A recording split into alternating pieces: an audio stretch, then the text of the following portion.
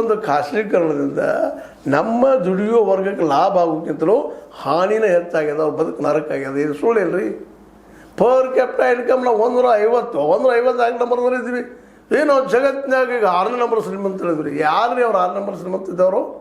ಇಲ್ಲಿಯ ಕಾರ್ಪೊರೇಟ್ಗಳು, ಇಲ್ಲಿಯ ಬಂಡವಾಳಶಾಹಿಗಳು, ಇಲ್ಲಿಯ ನೌಕರದಾರರು ಶ್ರೀಮಂತ ಇದ್ದಾರೆ. ಕೇವಲ 10% ಒಳಗೆ ಇದ್ದಾರೆ ಎಲ್ಲರೂ. ಕಾರ್ಪೊರೇಟ್ನಂತೆ 1% ಕಡಿಮೆ ಇದ್ದಾರೆ. ಇವ್ರ ಮಧ್ಯದಲ್ಲಿ ಇಡೀ ಒಂದು ಅರ್ಥವ್ಯವಸ್ಥೆ ಡಿವಿಷನ್ ಆಗಿ ಹೋಗ್ಯದ, ಹರಿದು ಹೋಗ್ಯದ. ಅದಕ್ಕಾಗಿ ಇವತ್ತು ಹೇಳುವಂಥದ್ದು, ನಮ್ಮ ರೈತರು ಮತ್ತು ನೇಕಾರರು ಇವತ್ತು ಹೋರಾಟಕ್ಕೆ ಹೊರಗೆ ಬರ್ತಾ ಇದ್ದಾರೆ.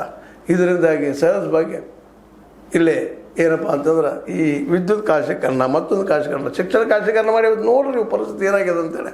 ಇವತ್ತು ಇವತ್ತು CBSE ಪರೀಕ್ಷೆಗಳು ಯಾವ ರೀತಿಯಾಗಿ ಇವು ಆಗ್ತಾಯಿದ್ದಾವೆ, ಲೀಕ್ ಆಗ್ತಾಯಿದ್ದಾವೆ ಪೇಪರ್ಗಳು. ಯಾಕಂದರೆ ದುಡ್ಡಿದ್ದಂಥವ್ರು ಲೀಕ್ ಮಾಡಿಸ್ತಾರೆ ದುಡ್ಡು ಕೊಟ್ಟು. ಆ ಮೂಲ ಹಿಡಿದಾರ ಸುಮ್ಮನೆ ಯಾರ್ಯಾರು ಹಿಡ್ಕೊಂಡು ಅದನ್ನು ಮತ್ತೆ ಡೇಟ್ ಮುಂದೆ ಹಾಕಿಸೋದು, ಹೋಗಿ ಮತ್ತೊಂದು ಎಕ್ಸಾಮ್ ಕೊಟ್ಟಂಗೆ ಮಾಡಿ ಏನೇನೋ ಮಾಡ್ತಾ ಇದ್ದೀರಿ. ಆದರೆ ತಪ್ಪಿತಸ್ಥರು ಯಾರಿಗೆ ಒಬ್ಬರಿಗೆ ಅವ್ರು ಶಿಕ್ಷೆ ಆಗ್ಯದನ.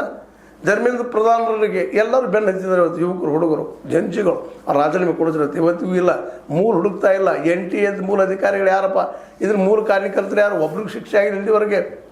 ಅದು ಸಹಿತ ದೊಡ್ಡ ಚರ್ಚೆ ಅದ. ಇಂಥ ಪ್ರಸಂಗದಲ್ಲಿ ಈ ವಿದ್ಯುತ್ತನ್ನು ಖಾಸಗಿಯವರಿಗೆ ಕೊಟ್ಟ ಈ ಎಲ್ಲ ದುಡಿಯುವ ವರ್ಗವನ್ನು ಎಲ್ಲಿ ನೂಕುತ್ ಮಾಡಿದ್ದೀರಿ?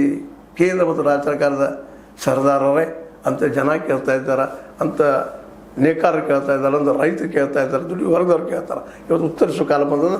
ದಯವಿಟ್ಟು ಈ ದಿಶೆಯಲ್ಲಿ ಖಾಸಗೀಕರಣ ವಿದ್ಯುತ್ತನ್ನು ಮಾಡೋದು